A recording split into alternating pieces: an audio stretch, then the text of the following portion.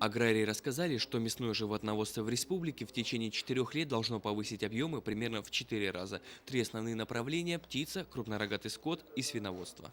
И чтобы не реализовывать на рынке зерно, предполагается зерно перерабатывать в хорошую высококачественную продукцию и для дальнейшей реализации. Это, конечно, будет дополнительно получать республика и экономический эффект. Образованный 1 января агрохолдинг «Мордовский бекон» объединил в себе серьезные ресурсы. Каждый третий поросенок республики выращивается в его свинокомплексах. Это примерно 105 тысяч голов. Программа развития к 2015 году позволит увеличить поголовье почти в 4 раза, до 400 тысяч. Это значит, что через 4 года будет произведено почти 600 тысяч тонн мяса.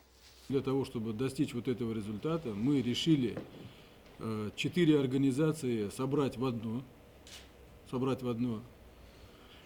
чтобы максимально сократить принятие управленческих решений, чтобы собрать в единый кулак все ресурсы, это человеческие, денежные ресурсы, для того, чтобы выполнить вот эту вот программу. У мордовского бекона 3 основные направления работы – сельское хозяйство, мясопереработка и реализация готовой продукции, уже освоены рынки 45 регионов страны. Иван Фиськов, Евгений Мартынов, Вести, Мордовия.